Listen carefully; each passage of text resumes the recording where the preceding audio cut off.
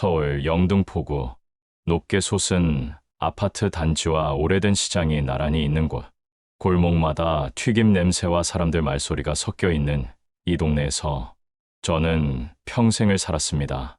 겉으로는 평범한 노인입니다. 시장에 나가면 상인들이 아버님 오셨어요 하고 인사하고, 동네 사람들은 저를 오래전부터 알고 지낸 이웃처럼 대합니다. 하지만 그들은 모릅니다. 제가 40년 넘게 숨겨온 이야기가 있다는 것을. 혹시 여러분은 누구에게도 말하지 못한 비밀을 가지고 계신가요? 그 비밀을 무덤까지 가져가겠다고 스스로 다짐한 적 있나요? 저는 있었습니다. 그리고 그 약속을 여든이 된 지금까지 지켜왔습니다. 영등포의 밤거리는 늘 분주합니다. 화려한 간판 불빛과 사람들의 발걸음 속에 누구의 사연도 묻히기 쉽습니다. 저 역시 그 틈에서 제 비밀을 감추고 살아왔습니다. 그 비밀은 단순한 실수나 작은 잘못이 아니었습니다. 제 인생을 송두리째 흔들었고 남은 세월 내내 저를 죄책감에 붙잡아둔 이야기입니다. 이 이야기를 꺼낸다는 건 제 인생을 낱낱이 까발리는 것이나 마찬가지입니다. 하지만 이제는 두렵지 않습니다. 왜냐면 여든이 된 지금 남은 시간이 길지 않다는 걸 알기 때문입니다. 그렇기에 저는 결심했습니다. 서울 영등포구의 이 작은 아파트 거실에서 제 인생의 가장 깊은 상처이자 마지막 비밀을 오늘 이 자리에서 털어놓겠습니다. 여러분, 제 이야기를 끝까지 들어주시길 바랍니다. 이건 제가 죽기 전에 남기는 마지막 고백입니다. 혹시 당신이 세상에 내놓지 않은 또 다른 자식이 있다는 상상을 해보신 적 있나요?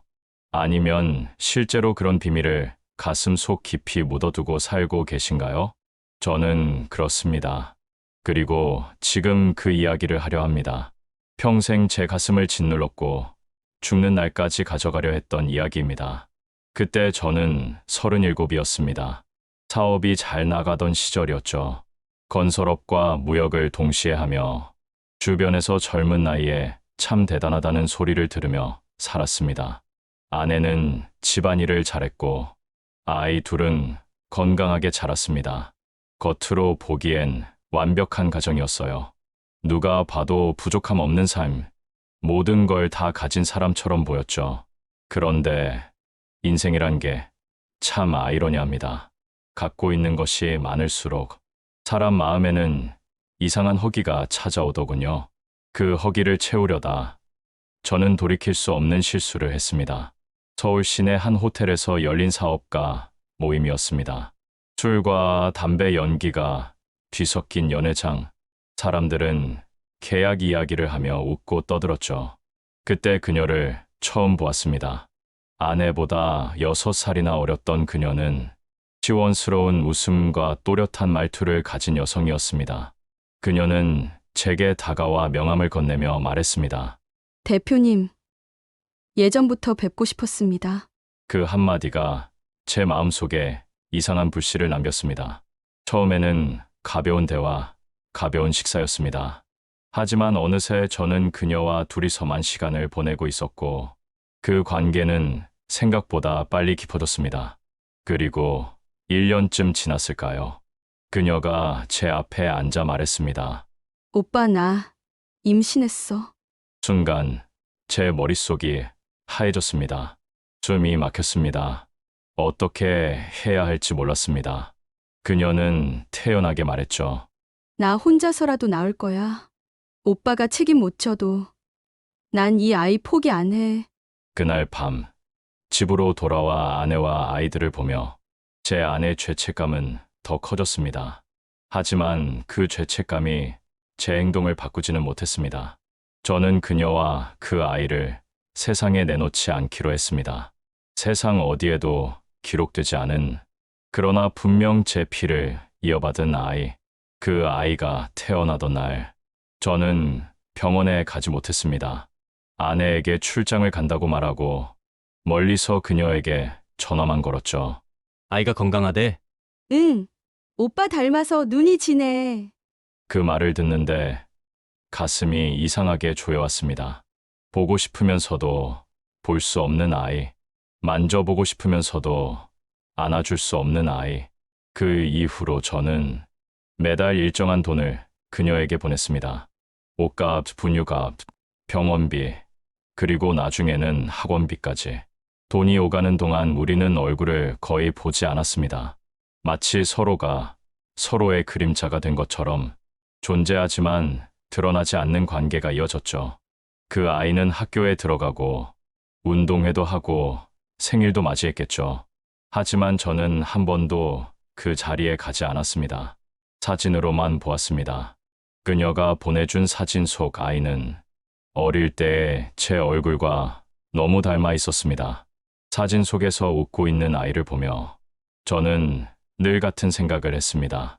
저 웃음 뒤에 나를 모르는 공허함이 있을까? 혹시 나를 아빠라고 부르고 싶은 마음이 있을까?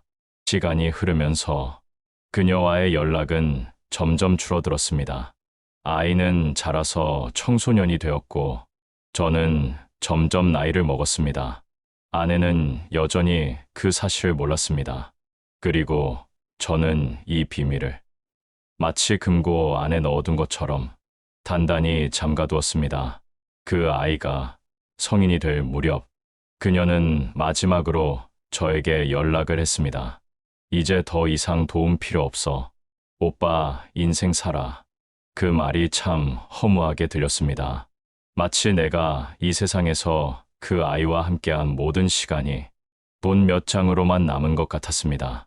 이제 저는 80입니다. 그 아이는 40이 넘었을 겁니다. 아마도 결혼을 했을 수도 있고 어쩌면 저처럼 아이를 키우고 있을지도 모릅니다. 가끔 상상합니다. 길거리에서 스치는 사람들 중에 혹시 그 아이가 있을지도 모른다고. 내 눈을 바라보면서도 나를 아버지라 모르는 채 지나칠 수도 있다고. 그런 생각을 하면 이 비밀이 제 가슴을 얼마나 무겁게 눌러왔는지 다시 깨닫게 됩니다. 그래서 오늘 저는 말합니다. 그 아이는 분명 제 아들입니다. 그리고 저는 평생 그 이름을 세상에 밝히지 않았습니다. 이것이 제 인생 가장 깊은 어둠 속에 묻어둔, 숨겨둔 아들 이야기입니다. 혹시 여러분 집에도 가족조차 모르는 비밀 장소가 있나요? 그곳에 돈이든 물건이든 남에게 보여주기 싫고 심지어 평생 숨기고 싶은 무언가를 넣어둔 적 있으신가요? 저는 있습니다. 그리고 그건 단순한 장난이 아니었습니다. 제 인생을 지탱하는 마지막 보험이자 안전망이었죠.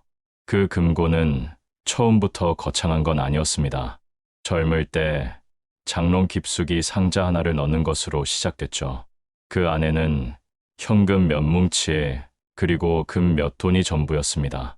그런데 세월이 지나며 그 상자는 점점 더 크고 단단해졌습니다. 결국 저는 전문 금고를 사서 지하 창고 한쪽에 두게 되었습니다. 겉모습은 평범한 철제 서랍처럼 보였지만 그 안에는 제 두 번째 인생이 들어 있었죠. 왜 그렇게까지 숨겼을까요? 가장 큰 이유는 두려움이었습니다. 사업을 하다 보면 언제든 위기가 올 수 있습니다. 사람은 믿을 수 없고 돈은 한 번에 날아갈 수 있다는 걸 저는 젊은 시절부터 뼈저리게 느꼈습니다. 게다가 제 마음속에는 아내에게도 자식에게도 말할 수 없는 또 다른 사정이 있었습니다. 바로 앞에서 말한 숨겨둔 아들 때문입니다. 그 금고 안에는 언제든 꺼내 쓸 수 있는 현금 다발, 금괴, 달러, 지폐, 그리고 보석함까지 들어 있었습니다. 아무도 모르게 마련해 둔 돈이었죠. 혹시라도 그 아이에게 무슨 일이 생기면 이 금고에서 꺼내어 도와줄 생각이었습니다. 하지만 겉으로는 그저 내 노후를 위한 대비라는 핑계를 스스로에게 대며 살았습니다. 금고를 여는 날이면 묘한 쾌감이 있었습니다. 손바닥에 닿는 돈의 감촉, 금괴의 묵직한 무게, 그것들이 마치 나만의 왕국을 지키는 열쇠처럼 느껴졌습니다.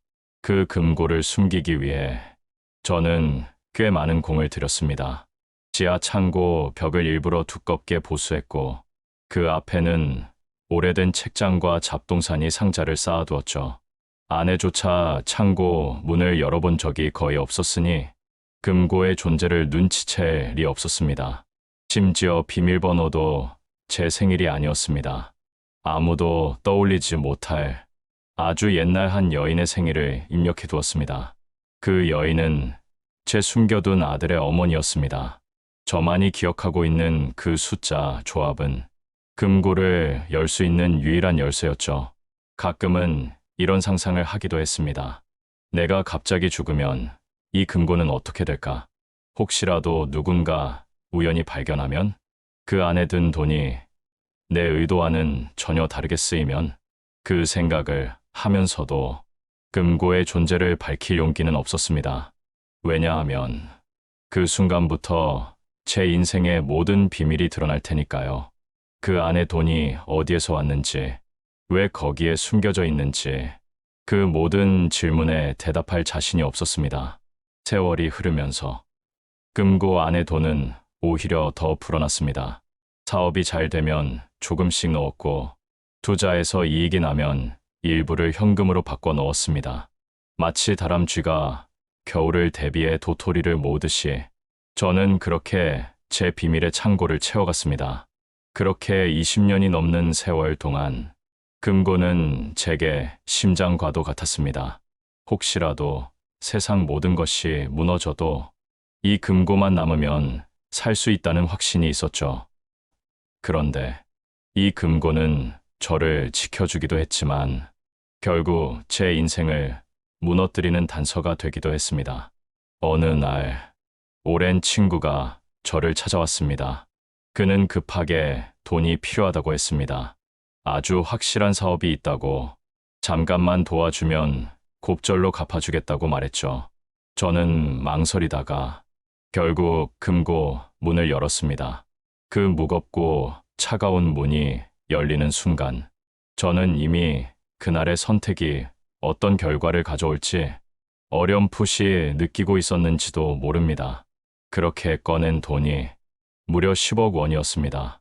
이 금고의 문이 열렸던 그날 이후 제 인생은 돌이킬 수 없는 길로 들어섰습니다. 돈을 꺼낼 때만 해도 그게 제 인생을 송두리째 흔들 줄은 몰랐습니다. 하지만 지금 돌이켜보면 그날 금고를 연 건 단순한 문 열기가 아니라 제 비밀과 양심, 그리고 인생의 마지막 방어선을 스스로 무너뜨린 순간이었습니다. 혹시 여러분, 친구에게 돈을 빌려준 적 있으신가요? 그리고 그 돈이 다시는 돌아오지 않는다는 걸 깨달은 순간이 있으신가요? 저는 그 순간을 10억 원짜리 값으로 배웠습니다. 그 일은 어느 평범한 봄날에 시작됐습니다.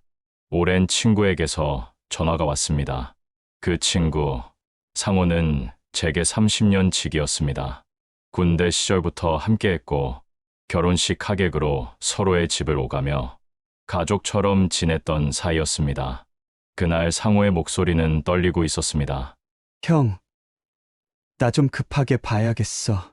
목소리에 힘이 없었고 뭔가 큰일이 났음을 직감했습니다. 우린 근처 다방에서 만났습니다. 그는 평소 깔끔하게 다니던 양복 대신 구겨진 셔츠에 잿빛 얼굴로 앉아 있었습니다. 형, 나 진짜 죽을 맛이야. 이번만 도와주면 내가 형 평생 빚지고 살게. 그는 깊은 한숨과 함께 사업 이야기를 꺼냈습니다. 최근 들어 알게 된 투자처가 있는데 거기만 들어가면 원금은 물론 2배, 3배로 불릴 수 있다는 말이었습니다. 저는 처음엔 거절하려 했습니다. 사업이란 건 늘 위험이 따르고 큰 돈이 오가는 일은 특히 조심해야 한다는 걸 저는 잘 알고 있었습니다. 그런데 그는 이렇게 말했습니다. 형, 이건 진짜 틀림없는 거야. 이미 몇 명은 벌었어. 나도 내 전 재산 다 넣었어. 근데 마무리를 하려면 10억이 더 필요해. 형이 도와주면 한 달 안에 돌려줄게. 형이 손해볼 일 없어. 여기서 잠깐 여러분도 아실 겁니다. 오랜 세월 쌓아온 정이라는 건 이성보다 앞설 때가 많습니다. 그 친구는 제 결혼식 사회를 받고 저희 아이 돌잔치 때도 사진을 찍어줬습니다.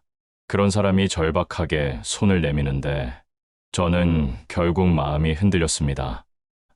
게다가 저에겐 숨겨둔 금고가 있었죠. 그 금고에 있던 돈을 꺼내면 큰 무리 없이 도와줄 수 있었습니다. 그리고 제 머릿속에서는 한 달이면 돌아올 돈이라는 말이 계속 맴돌고 있었습니다. 그날 저녁, 저는 지하 창고로 내려갔습니다. 무거운 철문을 열고 금고 비밀번호를 눌렀습니다. 철컥 하는 소리와 함께 문이 열리자 빛이 없는 공간에 현금 다발이 차곡차곡 쌓여 있었습니다.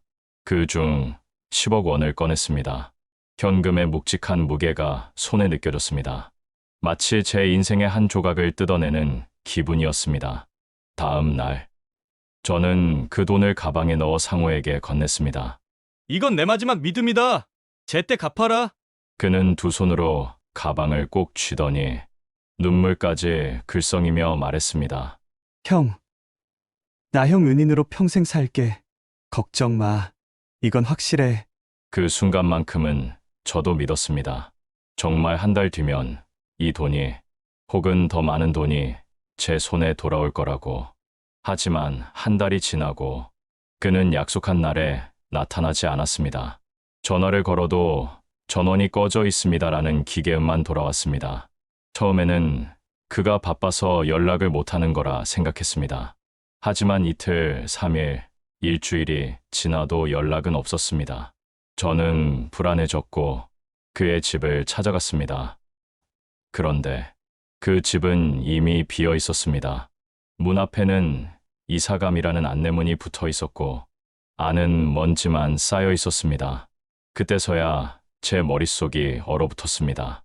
30년 우정? 평생의 믿음. 그 모든 건 허상이었습니다. 그 후로 경찰서에도 가봤습니다. 하지만 자발적으로 돈을 건넨 경우라며 민사로 진행하라는 말만 들었습니다. 민사, 소송. 그가 어디 사는지도 모르는 상황에서 그건 그림의 떡이었습니다. 며칠 후 저와 친분이 있던 또 다른 지인이 전해준 말이 제 심장을 찢어놨습니다. 그 10억 원은 단순한 투자금이 아니었다는 겁니다. 그 돈은 제가 젊은 시절 저지른 외도와 그로 인해 생긴 혼외자와 관련된 비용으로 쓰였다는 거였습니다. 어떻게 그가 그 사실을 알았을까요? 상호는 오래전부터 그 아이의 어머니와 알고 지내던 사람이었습니다. 저는 그제야 퍼즐이 맞춰졌습니다. 그는 처음부터 저를 투자가 아니라 약점으로 본 것이었습니다. 그리고 그 약점을 쥔 채 10억 원을 통째로 가져간 거였습니다. 그 후로 저는 사람을 믿는 일이 얼마나 위험한지 다시 한번 깨달았습니다. 그리고 무엇보다 숨겨둔 금고를 여는 순간 제 인생의 판이 바뀌었다는 걸 알게 됐습니다. 그 돈은 돌아오지 않았고 저는 상호의 얼굴을 다시는 보지 못했습니다. 하지만 그 사건은 끝이 아니었습니다. 혹시 여러분은 젊은 날의 한 번의 실수가 평생을 따라다니는 족쇄가 될 수 있다는 걸 몸소 느껴보신 적 있나요? 저는 느꼈습니다. 그리고 그 족쇄가 제 목을 조를 줄은 정말 몰랐습니다. 앞서 말씀드린 10억 원, 그건 단순히 사기로 사라진 돈이 아니었습니다. 그 돈은 사실 제가 젊은 시절 저지른 외도와 그로 인해 생긴 혼외자를 키우는 비용이었습니다. 그 사실을 처음 깨달은 건 상호가 사라지고 며칠 뒤였습니다. 저와 연락이 닿은 한 지인이 우연히 술자리에서 이런 말을 꺼냈습니다. 그 돈 다 그쪽 집에 들어갔어. 내가 아는 그 여자, 그리고 그 애. 그 순간 제 머릿속이 멍해졌습니다. 그쪽 집이라니, 그 여자라니, 그 지인의 입에서 나온 이름은 제가 30년 가까이 가슴 속에 묻어둔 그 아이의 어머니였습니다. 생각해보니 모든 게 맞아떨어졌습니다. 상호는 제 비밀을 알고 있었습니다. 그는 저와 그 여인을 이어준 사람이기도 했으니까요. 제가 젊은 날 한창 사업으로 바쁘고 가정에도 소홀했던 시절, 그는 제 옆에서 이런저런 핑계를 대며 그 여인과의 만남을 보았습니다. 그때는 그걸 친구의 배려라고 믿었습니다. 하지만 지금 돌이켜보면 그는 그 순간부터 이미 제 인생을 한 손에 쥐고 있었던 겁니다. 혼외자가 생겼을 때 저는 겁이 났습니다.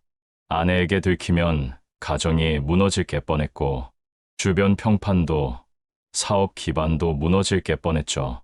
그래서 선택한 방법이 그 여인과 아이를 그림자처럼 숨기고 뒤에서 돈을 대주는 것이었습니다. 처음에는 매달 생활비 몇십만 원이었습니다. 분유값, 병원비, 옷값 정도였죠. 하지만 아이가 자라면서 그 비용은 기하급수적으로 늘어났습니다. 유치원, 초등학교, 중고등학교, 그리고 대학교, 등록금은 물론이고 아이의 친구들과 어울릴 수 있도록 용돈도 넉넉히 줬습니다. 문제는 이 모든 돈이 제 공식적인 계좌에서 나가면 아내가 눈치챌 수 있다는 것이었습니다. 그래서 저는 상호를 거쳐 돈을 보냈습니다. 그는 항상 이렇게 말했습니다. 형, 내가 알아서 처리할게. 형은 그냥 나만 믿어. 처음엔 편했습니다. 굳이 얼굴 붉힐 일 없이 모든 게 매끄럽게 처리됐으니까요. 하지만 그건 제 발목을 잡는 올감이었습니다. 세월이 흐르고 아이는 유학을 가고 싶다고 했습니다. 그 여인은 제게 편지를 보냈습니다. 이건 아이의 미래를 위한 거예요. 당신도 그 정도는 해줄 수 있잖아요. 그 편지를 읽는데 제 안에서 두 가지 감정이 뒤섞였습니다. 하나는 아버지로서 해줘야 한다는 책임감, 다른 하나는 왜 내가 이 지경까지 왔나 하는 깊은 자책감. 그 유학 비용 역시 상호를 통해 나갔습니다. 그리고 그 금액도 결국 10억 원을 넘어섰던 겁니다. 도합 20억 이상의 금액이 그 여자에게 들어가고 있었던 것입니다. 상호는 그 과정에서 단순한 전달자가 아니었습니다. 그는 저와 아이, 그리고 그 여인 사이에서 모든 흐름을 쥐고 있었습니다. 그가 조금만 입을 열면 저의 모든 비밀이 세상에 드러날 수 있었죠.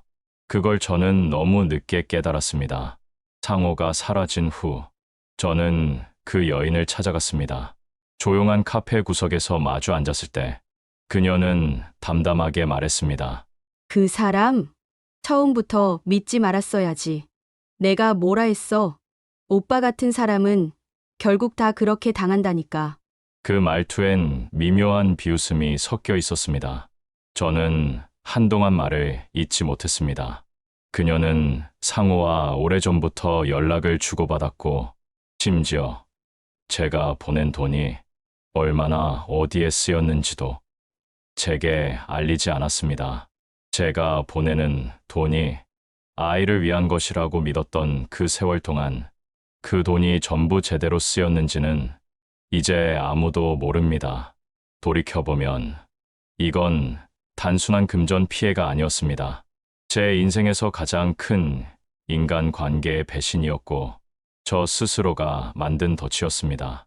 저는 그 돈으로 아버지로서 최소한의 책임을 지고 있다고 스스로 미안했지만 결국 그 돈은 제 양심을 무너뜨리는 도구였을 뿐입니다. 그리고 이 모든 일의 끝에서 저는 깨달았습니다. 사람은 한 번 숨긴 비밀이 생기면 그걸 지키기 위해 또 다른 거짓말과 또 다른 죄를 짓게 된다는 것을. 그렇게 저의 금고는 텅 비었고 제 마음도 텅 비었습니다. 그리고 저는 이제 그 비밀을 더 이상 숨기지 않기로 했습니다.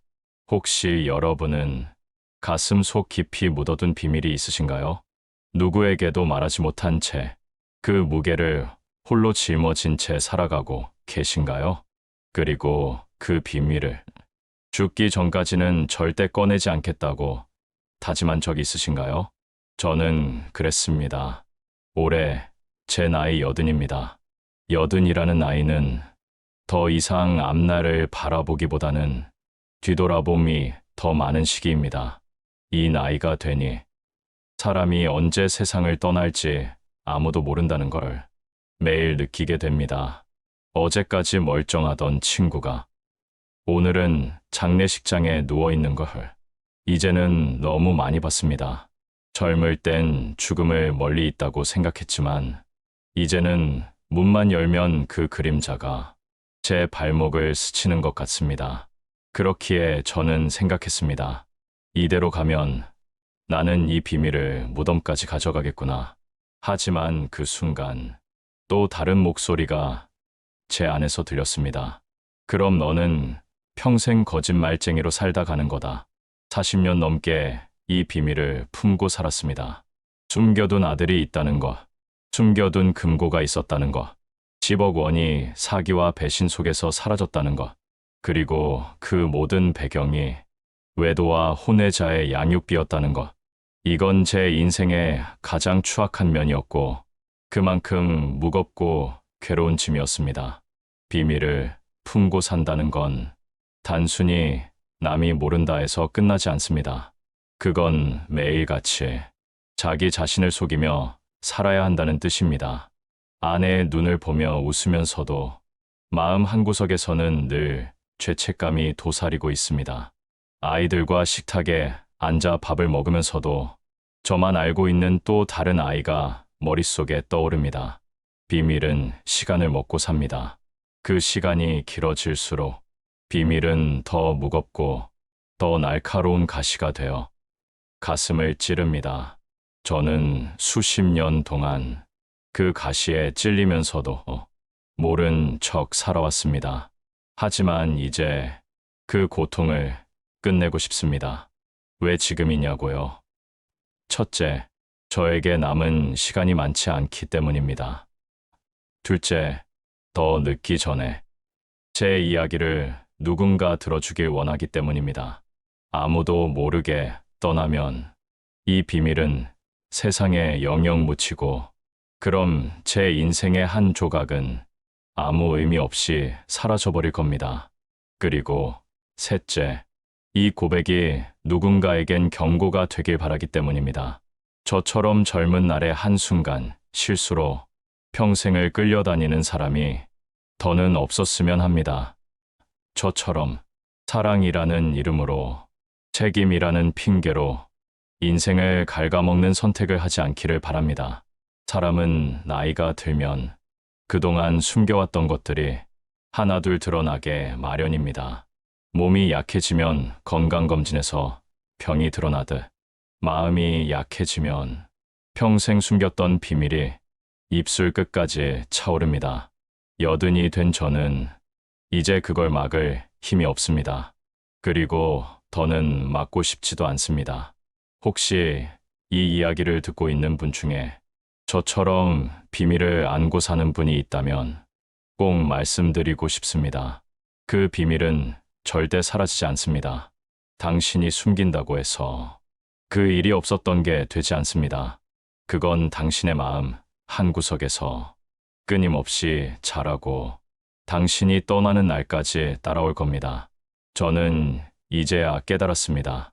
비밀을 털어놓는 건 용서받기 위해서가 아니라 내 마음을 자유롭게 하기 위해서라는 걸 오늘 이 자리에 서서 제 모든 것을 드러내는 이유가 바로 그것입니다.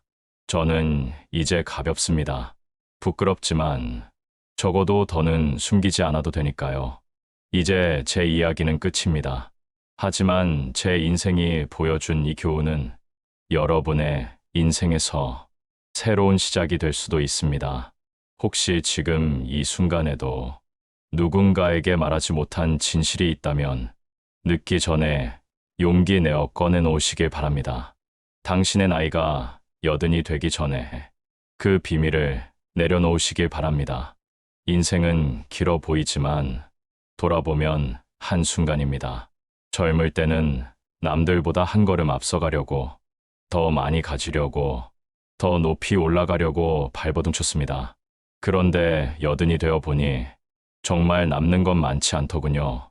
재산도, 명예도, 사람도. 시간이 지나면 다 사라집니다. 남는 건 두 가지뿐이었습니다. 하나는 내가 저지른 일의 결과, 그리고 또 하나는 그 일을 대하는 나의 마음. 저는 평생 비밀을 안고 살았습니다. 그 비밀을 지키기 위해 거짓말을 했고, 그 거짓말을 덮기 위해 또 다른 죄를 지었습니다.